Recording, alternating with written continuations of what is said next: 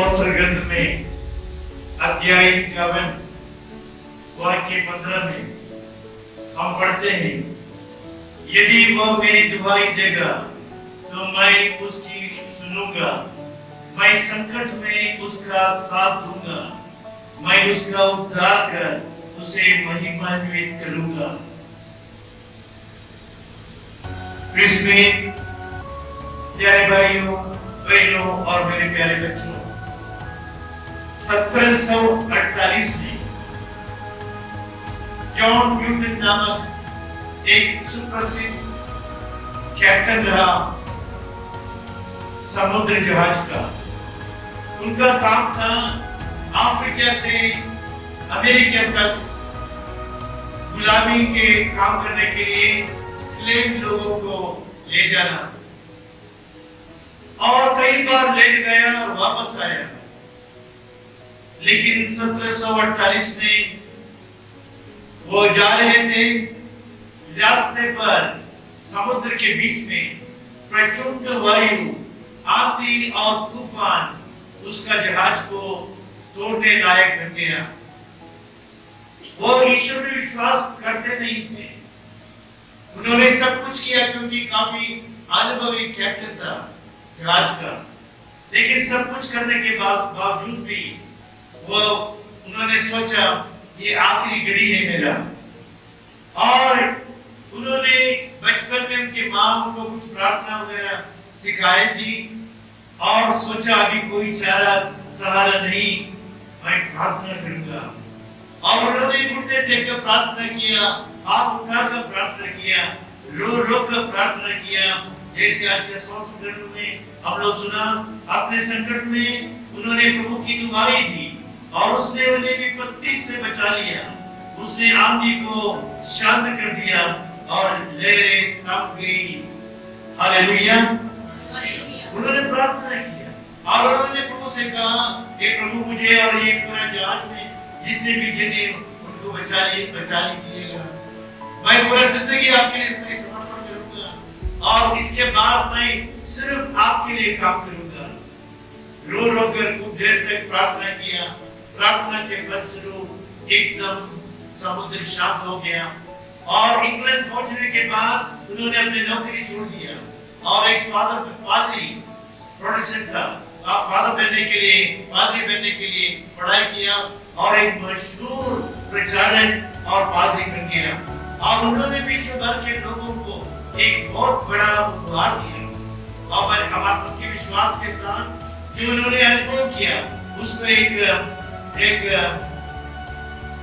एक सॉन्ग के रूप में, हिप के रूप में, प्रार्थना के रूप में इन्होंने लिखा।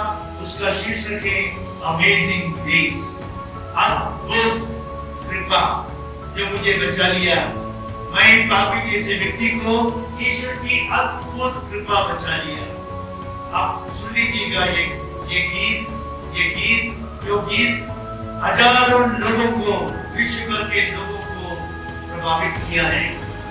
आंधी और तूफान और लहरों के बीच में, कोरोना पैंडेमिक के बीच में और आने वाले तीसरे लहर के बीच में यदि आपको बचना है, कोई बचा सकते हैं, वही है ईश्वर। लेकिन उनके समय पर, उनके ज्ञान पर, उनकी उपस्थिति पर आप सबों को विश्वास करते हुए सजग रहना चाहिए, उनका आश्रय लेना चाहिए। कई साल पहले एक हवाई जहाज उड़ान भर के बहुत दूर तक जा रहा था। अचानक आसमान में आंधी और तूफान आया और पायलट ने अपने माइक्रोफोन उठाकर बोला, बड़ा मुश्किल से आप गुजर रहे हैं, आप अपने सीट बेल्ट लगा दीजिए और ध्यान रखें आप हिलना नहीं। और हवाई जहाज इधर उधर होके सब कोई रो रहे थे, सब कोई प्रार्थना कर रहे थे और एक सीट में एक बुजुर्ग बैठा था। उन्होंने देखा उनके बाजू में एक छोटा सा लड़का था और वो लड़का अपने मोबाइल लेकर खेल रहा था, जबकि सब रो रहे थे और प्रार्थना कर रहे थे और छोटा सा लड़का अपने मोबाइल लेकर खेल रहा था। और ये बुजुर्ग काफी देखने के बाद उनको स्पर्श किया, पूछा, बेटे तुमको डर नहीं? हम लोग सब डगमगा रहे थे। उन्होंने बोला मुझे कोई डर नहीं। आपको नहीं मालूम ये प्लेन का कैप्टन कौन है? ये प्लेन का कैप्टन है मेरा डैडी, मेरे पिता। आज का फादर्स डे के लिए सब फादर लोगों को यहाँ का पैरिश का आपको बधाई हो, अभिनंदन हो। आप कैप्टन हैं, कैप्टन, घर का कैप्टन, ये हवाई जहाज का कैप्टन, ये बच्चों का भरोसा और सहारा, और हमारे लिए एक स्वर्गीय पिता है, पूरा ये दुनिया का कैप्टन। जिनको मालूम है कई आपकी तूफान देख चुका है, लहरें देख चुका है, और आज के वाला पाठ में जॉब के ग्रंथ से हमने सुना सब कुछ उन्होंने बनाया है, और उनको मालूम है कब क्या होना है, कैसे होना है। इसलिए हमारा सबसे पहला काम है प्रभु पर भरोसा रखना। आंधी हो, तूफान हो, संकट हो, विपत्ति हो, बीमारी हो, जो भी हो, प्रभु के नियंत्रण में। जोशुआ के ग्रंथ में अध्याय 1 में वाक्य 9 में प्रभु कहते हैं, ईश्वर कहते हैं, Did I not command you? क्या तुमको मैं आज्ञा नहीं दिया है? डरना मत, हिलना मत, पूरा भरोसा और हिम्मत रखो। जैसे मैं मूसा के साथ चला वैसे तुम्हारा साथ मैं चलूंगा, तुमको मैं संभालूंगा। ये है हमारा भरोसा। मरुभूमि में 40 साल प्रभु ने मूसा के साथ चला, और जोशुआ से कहते हैं ये विपत्ति जो भी तुमको सामना करना पड़ेगा, तुमको डरना नहीं, विचलित नहीं होना है।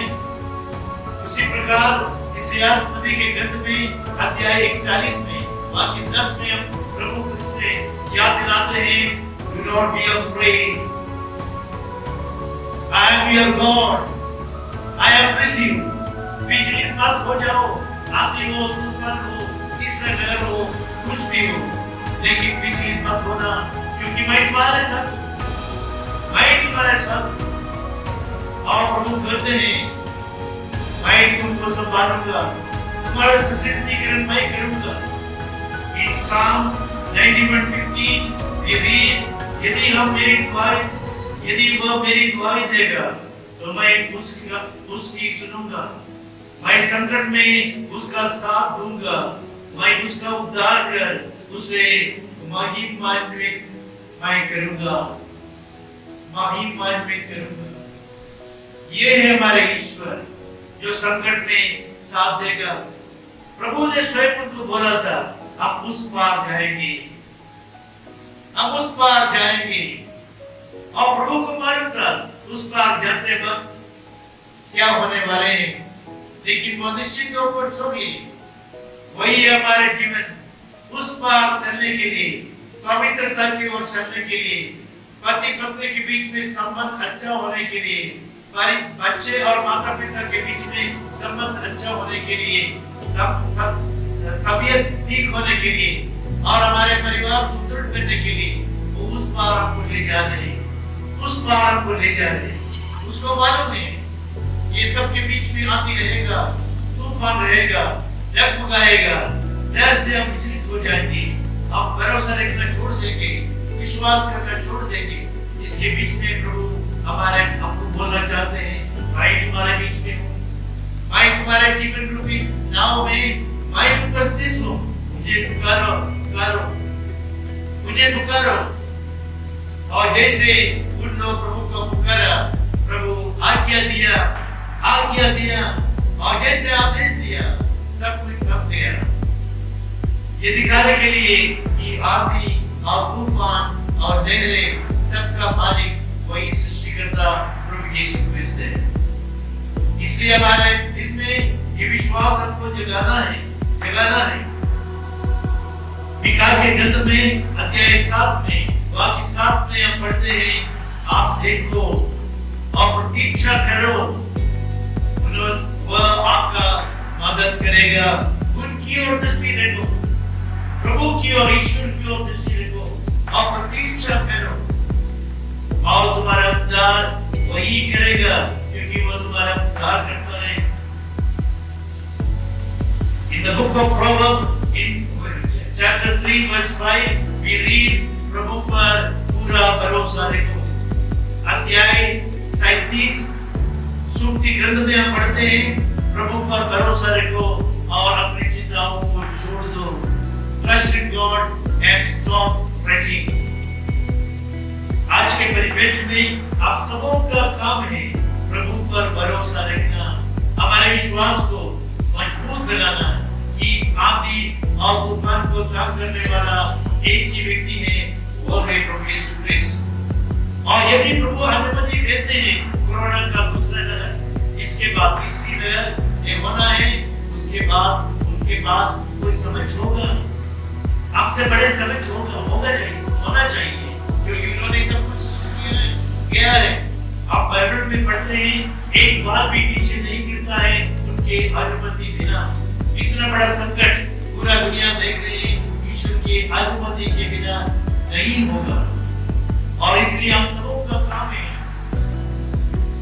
जागते हुए, भरोसा रखते हुए, विश्वास रखते हुए उस पार चलते वक्त आपको विश्वास के साथ प्रार्थना करना। आप लोग सब देखे हैं कई सुनामी आए हैं, कई फ्लड्स आए हैं दुनिया में, कई प्रकार के आंधी और तूफान देख चुके हैं, कई प्रकार के बीमारी पिछले शताब्दियों में हम देखे हैं। स्पेनिश फ्लू हो, कोलेरा हो, टीबी हो और अन्य प्रकार के इस प्रकार के इतने सारे दुनिया में विपत्तियां हम देखे ये, लेकिन ये सबसे जुड़े हैं। रात के बाद दिन है, मृत्यु के बाद जीवन है। एक छोटा सा बीज मर जाते हैं जमीन पर, उगते हैं नया पौधा, और यही है जिंदगी का कालचक्र, यही है जिंदगी का कालचक्र। इसलिए आज के दिन मिसा के समय पूरे दिन से हम प्रार्थना करें, अब इस बार से उस बार जा रहे हैं और प्रभु हमारे नाम में है, प्रभु हमारे साथ है और प्रभु से हमारे एक ही काम है प्रभु पर विश्वास रखते हुए प्रार्थना करना, भरोसा रखना और प्रभु आपको संभालेगा। इतिहास के ग्रंथ में अध्याय 23 में वाक्य 2 में पढ़ते हैं, यदि तुम समुद्र पार करोगे तो मैं तुम्हारे साथ हूँगा, जलधाराएं तुम्हें बहकर नहीं ले जाएगी। यदि तुम आग पार करोगे तो तुम नहीं जलोगे, ज्वालाएं तुमको भस्म नहीं करेंगी, क्योंकि मैं प्रभु तुम्हारा ईश्वर हूँ, मैं इस्राएल का परम पावन उद्धारक हूँ। आइए हम आंख करेंगे, सिर झुकाएंगे, ये उद्धारक पर अपने भरोसा विश्वास रखेंगे। जो भी भय है, जो भी चिंता है, जो भी बीमारी है, जो भी हमारा तकलीफ है, सब कुछ प्रभु के चरणों में लेके वो हमारा उद्धारक